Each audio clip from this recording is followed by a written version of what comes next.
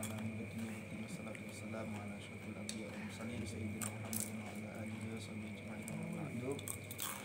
Alhamdulillah, pada kesempatan yang berbahagia ini Allah masih memberikan kita kesempatan kesehatan walaupun dalam kondisi kelangkaan ini masih diberikan istiqomahan untuk bisa hadir di majelis ilmu ini.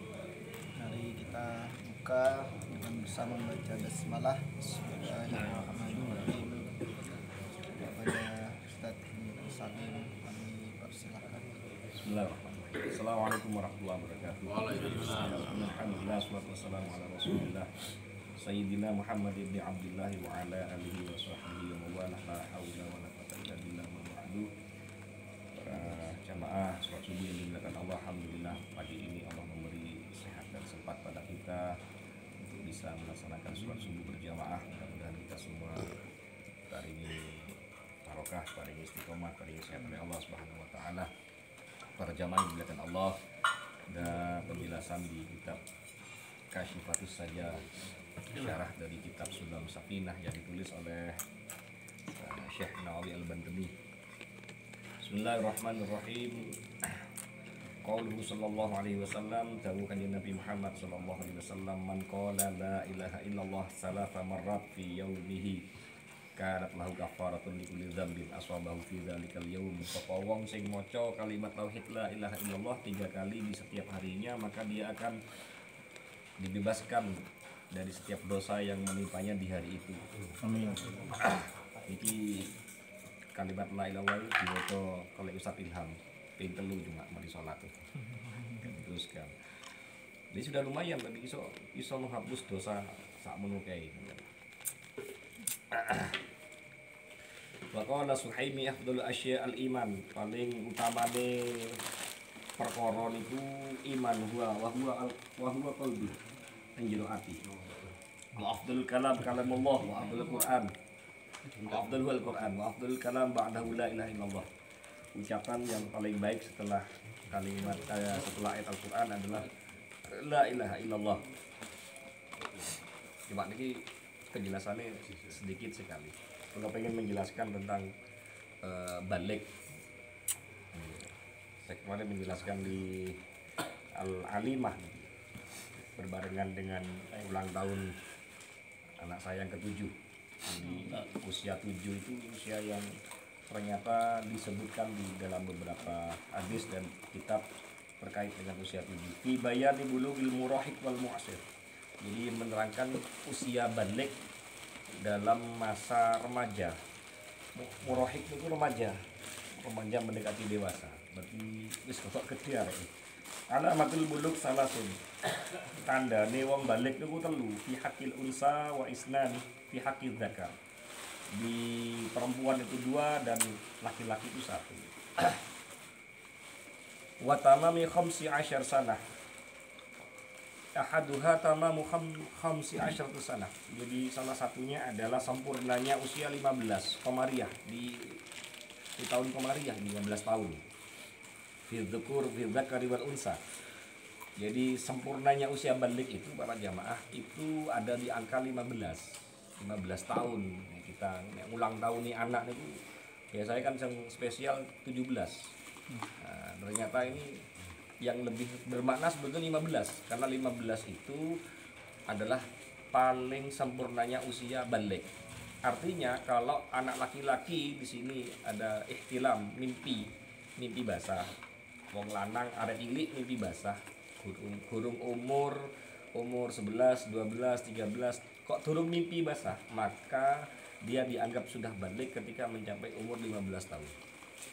Perempuan juga begitu. Kelas 6 SD, SMP kok durung head, maka dia dianggap sudah balik secara sempurna ketika dia usia 15 tahun. Iki udah si wong tuwa ngeten iki. Kalau perempuan mungkin anak wedok niku lebih gampang karena cuma keluar darah head. Jadi kelas 6 SD niku pun sudah banyak yang sudah keluar darah head. Itu lebih gampang ditengeri.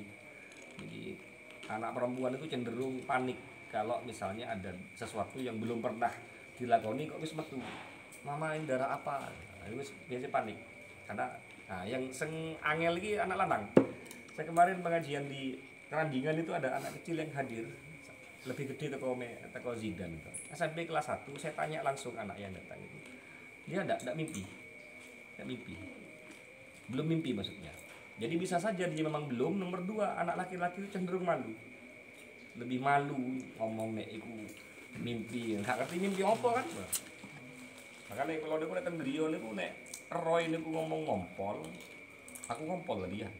Pasti tak cium dulu. Tak ambung sidinya. Ngompol temenan apa itu penting. Jadi sering-seringlah kita itu nek melok terlibat dalam hal itu sebagai orang tua laki-laki.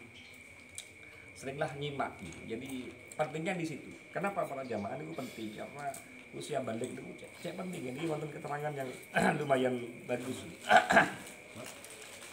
Jadi ciri dari kebalikan anak itu yang pertama adalah lil haidih. Lil unsanitis isini nek wong wedok niku head ketika umur 9. Niki 9 niki pada umumnya nih. Napa niku yang penting? Lakin yajibu ada sabili fardhu kifayah. Wajibnya itu fardhu kifayah ala aslihima fi dzukuri wal unsa ayyamuruhuma bisalah. Nek wis anak kita berusia 7 tahun, ini di angka 7 lagi. Anak di usia 7 tahun niku fardhu kifayah hukumnya bagi orang tua ayyamuruhuma bisalah.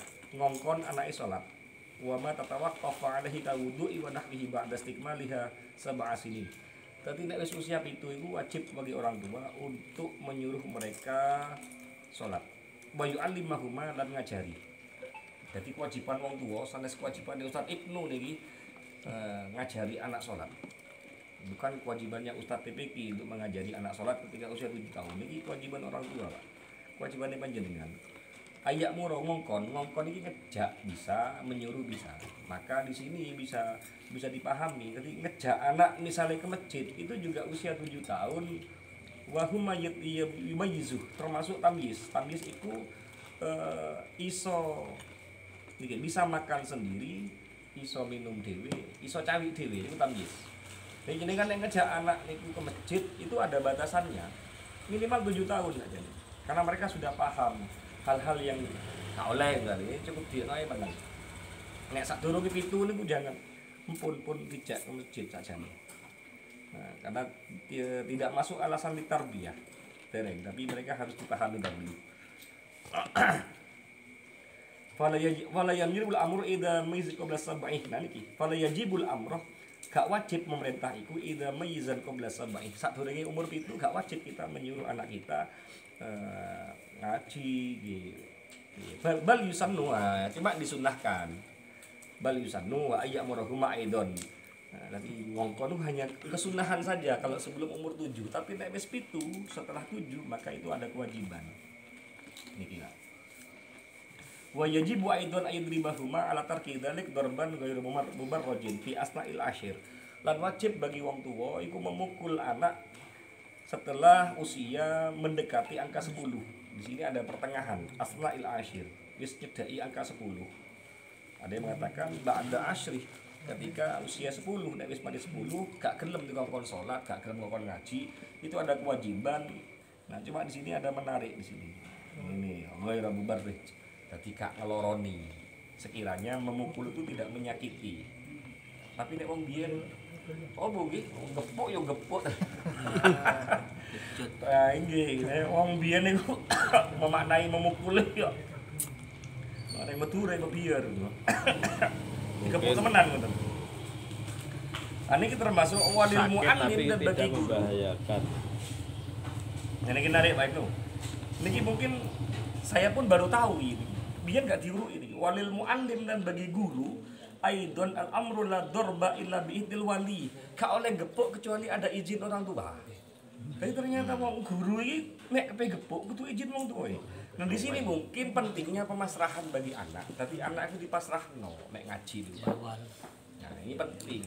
Jadi kok ada pemasrahan bagi wali. Surat kuasa mukul. Nah, biasanya kan ada wong tuanya kan nek Mas Rahno kan nggih monggo pun Pak nek anak kula nggih nakal di jenengan kan biasanya kan begitu toh.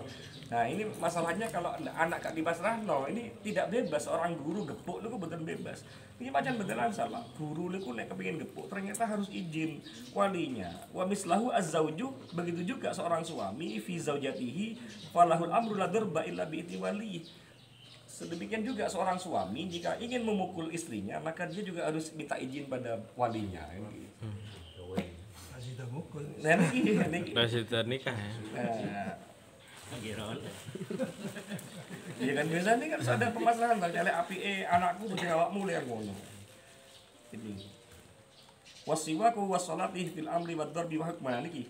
Jadi semuanya itu sama ketika sudah usia mencapai 10 ada perintah untuk mereka tidak meninggalkan sholat termasuk memukulnya.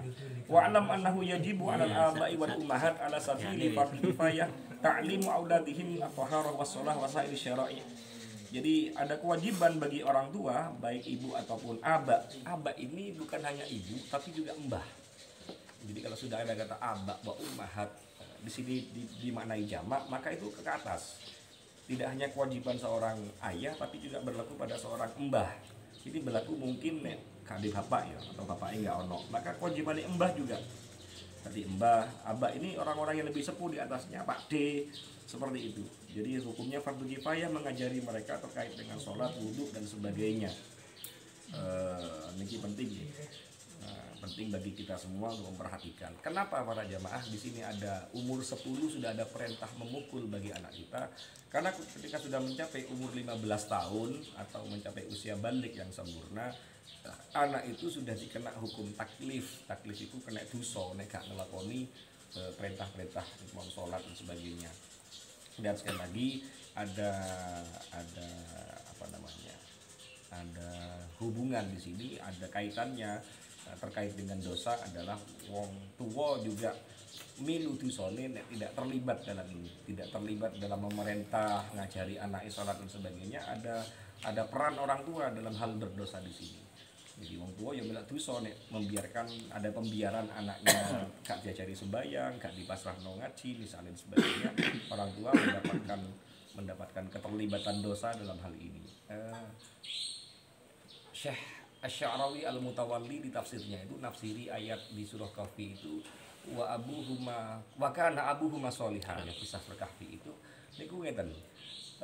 Sholahul aba, kesolehan orang tua, sababun bisolahil abna. Jadi kesolehan orang tua ternyata menjadi salah satu sebab anak itu bisa soleh. Jadi peran orang tua di sini menentukan. Jadi kita nonsen di teori ini, teori Syekh Asy-Sya'rawi Al-Mutawalli, teorinya itu nonsen orang tua itu berharap anaknya soleh, pengen anaknya soleh, pengen anaknya begini, tapi orang tuanya tidak, gak ngelakoni. Jadi harus kesolehan orang tua dulu yang harus didahulukan kalau ingin anaknya itu juga menjadi anak soleh.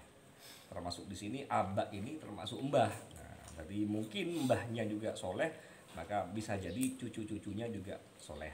Jadi begitu. Bapaknya gak pati soleh, gak pati pateng, tapi mbah-mbahnya itu pateng, maka sababun li solihil abna bisa menjadi kesolehan cucu-cucunya, buyute misalnya, itu bisa menjadi sebab. Jadi itu pentingnya kenapa orang tua zaman dahulu memilih jodoh itu bebet, bibit, bobot, karena salah satu unsurnya di situ. Kenapa para kiai itu golek mantu yo podo kiai ini bahasanya salah satunya adalah linasabihanya seperti itu. Baik menawa keturunannya, karena yang mereka capai adalah keturunan yang diinginkan adalah sama-sama keturunan yang soleh.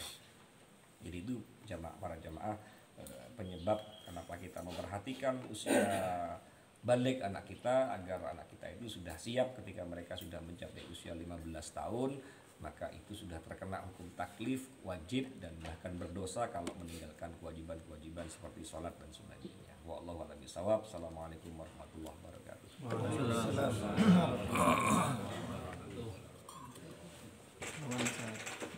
Salim atas penyampaiannya berkaitan dengan hukum taklif balik bagi anak-anak. Dan ada hal-hal yang perlu didiskusikan, monggo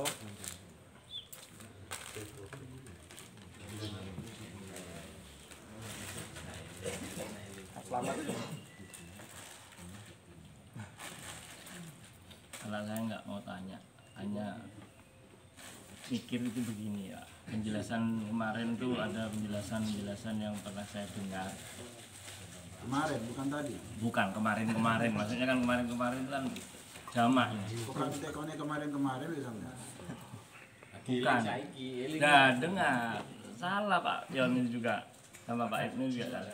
Di penjelasan hari ini,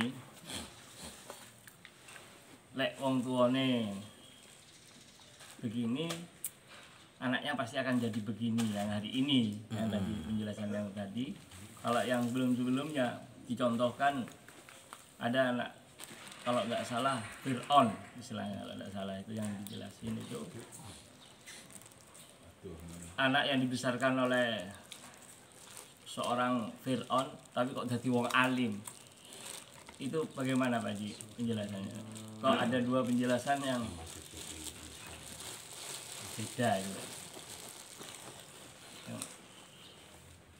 Siapa yang dibesarkan Nabi? Nah, enggak, maksudnya yang pernah dijelaskan Fir'aun istrinya Nabi Musa itu hal-hal seperti itu kan hampir mirip dengan ini, dengan penjelasan yang hari ini. Jadi tahu gitu, Pak. Bahwa dan Nabi bukan Pak, penjelasan di sini juga. Di rumah gorengan ya. Bos, sebentar. Ditunggu kesabarannya juga ini. Aman lu enggak sabar belas. Antri bensin dan sabar. Anak bajingan sudah kiai. Nah, ya, itu mohon penjelasannya Pak. Di beberapa kitab, di kitab Israiliyat itu dijelaskan bahwa Nabi Musa itu tidak mendapat asupan langsung dari Fir'aun.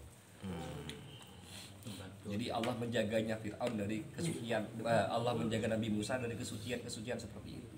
Sama halnya Asiyah yang menjadi istri Fir'aun itu berkumpulnya Fir'aun, jimaknya Fir'aun dengan Asiyah juga diselamatkan oleh Allah sehingga tidak diserupakan Fir'aun. Jadi Dewi Asiyah itu bahasanya itu masih suci dari jamahan dari Fir'aun. Asiyah itu kan mukmin, wong sing beriman pada Allah. Istrinya Nabi Fir'aun, istrinya Fir'aun itu orang beriman. 4 wanita utama yang disebutkan dalam hadis itu kan salah satunya kan istri Fir'aun. Itu juga diselamatkan dari apolong tedung Fir'aun. Ini seperti termasuk Nabi Musa. Jadi Nabi Musa kenapa diasuh langsung oleh ibunya? Jadi yang mengasuh Nabi Musa itu adalah istrinya Fir'aun yang beriman, bukan Fir'aunnya sendiri. Jadi tidak ada keterlibatan. Jadi saya ngomong pekun Asia, bukan Fir'aunnya. Jadi selamat dari tangan seperti itu. Dan ibunya Nabi Musa sendiri, Sokhra, itu juga orang beriman. Jadi kan yang iman begini. Makanya Fir'aun itu ngobu macan, bahasanya ngobu macan yang berpotensi akan menjadi musuhnya Nabi Musa alaihissalam. Tanya pergi ke Nabi Musa. Kan Pak Edi, sampean gak ngindahin yang kamar mandi. itu pertanyaan Pak Yon. Lagi materi ini beto. Kecil lu sih. Bisa mangan. Aku kemarin tuh malah bikin kayak teori Pak Di sama Pak Lus. Jadi kalau orang tuanya itu nggak mondok, itu anaknya akan berat kalau mondok itu. Kira-kira masuk apa enggak itu Pak? Maksudnya itu gak kerasan boya apa gitu. Salah satu ikhtiar yang pengen anaknya itu seperti itu Pak Edi. Seneng kajian aja sudah masuk. Udah masuk ya. Jadi itu di fadilahnya kumpul wong soleh. Jadi nek wong tuane itu mungkin gak mondok, abah saya tidak mondok. Begitu. Tapi seneng ono kiai, ono habis senengi masalah. Nah, Oh, itu menjadi salah satu sebab. Karena senengnya tadi itu. Ya, itu barokahnya kumpul wong soleh, senang pengajian, itu di hadis meskipun dhaif hadisnya itu menyebab. Jadi enggak harus wong tua yang mondok. Hati Mas Edi. Enggak ya. Ya abah saya, umi saya bukan alumni pondok, alumni Langgaran. Langgaran. Tapi seneng nek pengajian Wahabi kalau kiai itu seneng. Jadi sebab seneng tadi itu. Ya. Akhirnya menurun ke anaknya seneng ilmu. Iya, kayak ngono. Jadi barokah bahasanya. Barokah sampean seneng ya bifahmi misalnya yo iso ae. Itu menjadi lantaran. Jadi wasilah. Ya kok mau sempat kaget Ustadz ngomongan ulang tahun anak saya ke-7. Tak pikir anaknya 3 apa 2. Yang ketujuh. Anaknya yang ke-7 gitu. Susunan ya. Oh. Iya. Ulang tahun ke-7. Ulang tahun yang ke-7 anak saya. Dipikir anak yang Kaget ke-7. tahu.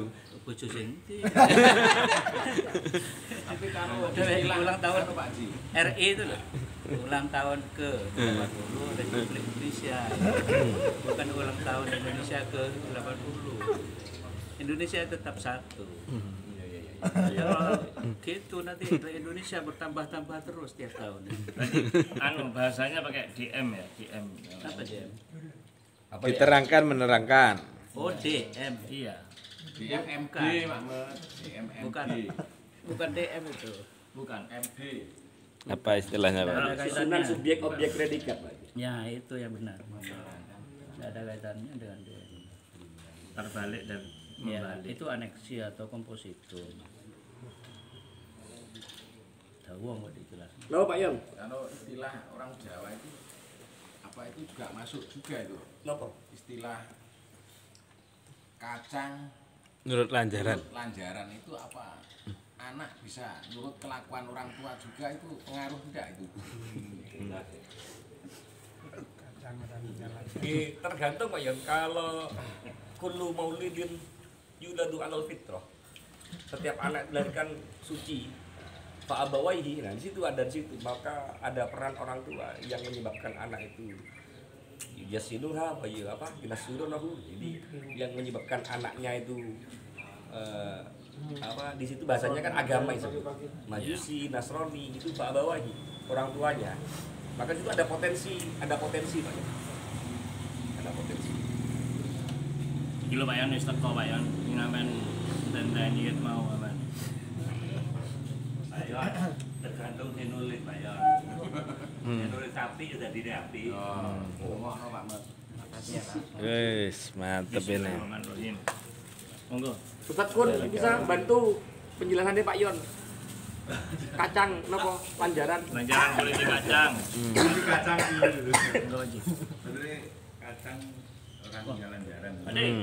Maksudnya itu iya apa yang dikelilingi nih Pak Mat ben Tapi posisi kalau- siji Ya, barangnya terbatas. Tapi kalau di teori itu faktor-faktor yang mempengaruhi sebenarnya.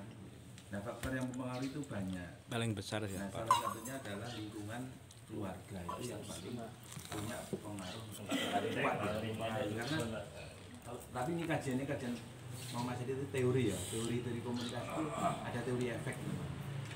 Jadi yang paling mempengaruhi itu sebenarnya yang pertama itu efeknya itu pengetahuan. Nah, pengetahuan pertama itu diperoleh dari mana? Itu dari lingkungan keluarga. Jadi lingkungan keluarga itu yang mempengaruhi anak itu seperti apa. Nah, kemudian tetapi dia bukan satu-satunya. Kalau untuk menjawab pertanyaan, itu bapaknya non muslim tapi kok anaknya bisa berubah muslim. Nah, kemudian lingkungan masyarakatnya. Siapa dia bergaul, siapa dia sering berkomunikasi, nah itu bisa mempengaruhi cara dia memandang persoalan. Nah, jadi kadang-kadang mulanya kan ambil wong tuanya rapat akrab, tapi ternyata ya kan malah gurunya itu akrab ya, ada itu. Nah itu bisa mempengaruhi cara pandang.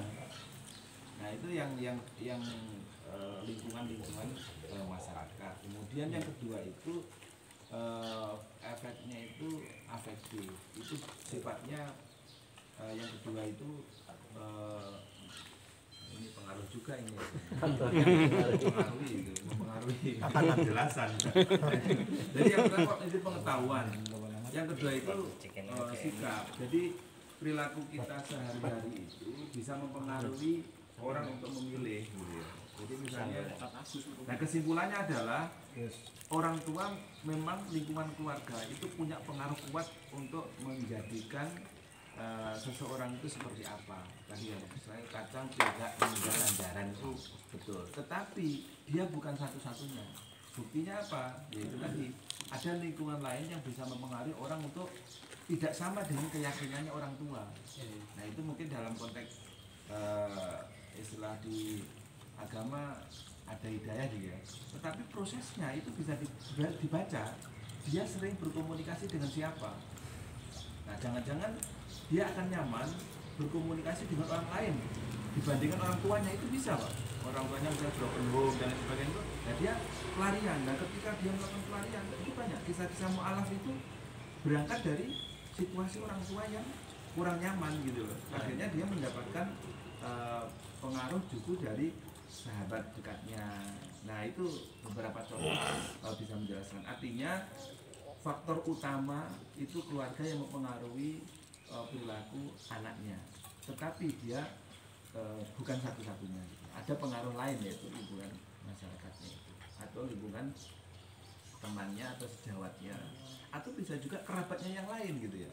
Mulai kadang-kadang kalau kita mendapati ada keluarga non muslim, anaknya muslim ya kan, atau istrinya juga bisa berubah menjadi muslim juga, awalnya non muslim ya, itu bisa terjadi seperti itu. Karena lingkungan ketika dia berinteraksi atau berkomunikasi itu pada titik tertentu dia akan memilih soalnya. Aku memilih pandangan orang tuaku atau memilih pandangan orang lain yang membuat dirinya itu nyaman gitu. Jangankan yang non muslim ya, orang tua sesama muslim saja kadang-kadang dia ketika orang tuanya kurang sreg gitu ya, dia kan pernah kan menolak misalnya pandangannya orang tua, tetapi dia lebih memilih pandangannya gurunya misalnya, ustadznya ya gitu. Mulai kadang-kadang orang tua kan ada kan yang merasa aduh aku angel anu anakku ini, tapi lah ambil ustadze, ambil gurune, wah nurutnya kayak enggak, itu berarti pada titik berkomunikasi itu bisa terjadi karena tidak bisa ditebak. Orang merasa nyaman itu tidak bisa. Kejadian di Mangaran itu. Nah itu kira-kira di Kejadian di Mangaran itu mungkin karena nyaman dengan gurunya. Aku kebetulan itu salah. Jadi bertentang pemahaman dengan orang tuanya itu, anaknya itu salah kuliah, sehingga anak satu-satunya. Jadi karena pegel sama anaknya itu, warisannya itu semua anak yang tua itu untuk dibangunkan masjid sama pesantren, jadi nggak diturunkan ke anaknya. Akhirnya itu gara-gara itu tadi pemahamannya juga ya karena nyaman di luar asupan gizi kita yang itu juga pengaruh. Kalau makanan kita yang haram-haram juga pengaruh pada keturunan. anak genggam ya. Terus kaitan kacang lanjaran tadi itu, nah itu kan ada juga amalan yang tidak terputus, termasuk anak yang soleh soleha. Nah kaitan itu apakah orang tua secara biologis atau orang tua yang mendidik? Bisa saja secara biologis dia orang tua tapi nggak mendidik sama sekali, sedangkan orang lain menjadikannya sebagai seperti orang tua tapi mendidik. Nah yang nggak terputus tadi itu yang mana? Yang secara biologis atau yang ini? Disinilah peran kenapa kok ada keterangan bahwa orang tua itu ada kewajiban untuk ngajari anak. Tujuan jangka panjangnya adalah agar itu menjadi investasi akhirat bagi orang tuanya. Harapannya kan ke sana. Jadi harapannya ke sana. Cuma inna a'malakum, saya lupa kok. Satunya yang tak tulis bahwa kebaikan anak itu yulhiku sawabahu li abawaihi, maka juga akan mendapatkan pahala orang tuanya itu walau lam yad'u lahu, meskipun tidak dikhususkan. Nah wong tua iku nerimo ganjarane mergo krana melahirkan. Dan pasti ada peran doa di situ, Pak. Ada peran doa. Jadi oleh ganjaran krana iku. Tapi dia juga akan mendapat tambahan investasi dengan mengajarkan, mendidik dan menyuruh seperti itu kalau dia juga terlibat dalam pendidikan anak. Jadi ngajari dewe, ngajari cara wudhu dewe, seperti itu. Baru kemudian misalnya Iqra 1 diajari sendiri, Iqra 2 ke Ustadz Ibnu. Nah, itu sudah dia juga dapat investasi orang tua di situ. Tapi nek DE cuma langsung blek be TPK misalnya, ya selama dia juga masih invest itu gambandani, DE oleh keduman ganjaran krana bandani membiayai anak itu sekolah. Ya semakin berat semakin banyak pahalanya. Nanti nek ngajari dhewe diajari dhewe kabeh total misalnya, ya tambah akeh ganjaran. Maka seperti itu. Tapi nek di pasar dong Ustaz Ibnu ya enak Ustaz Ibnu. Nambahi Nggih, monggo. Istilah ngajari itu ya. Sebenarnya orang tua itu kewajibannya bukan hanya ngajari. Nah, istilah ngajari itu dengan mendidik, membina, melatih, membimbing itu beda. Kalau mendidik itu arahnya kepada tingkah laku, ngajari kepada keterampilan dan sebagainya. Jadi luas sekali tugas orang tua. Yang dijelaskan oleh Ustadz pun itu di dalam ilmu pendidikan ada memang ilmu psikologi. Jadi anak bisa mencontoh orang. Kalau orang lain itu membuat nyaman, itu memang benar itu. Di sekolah juga begitu. Anak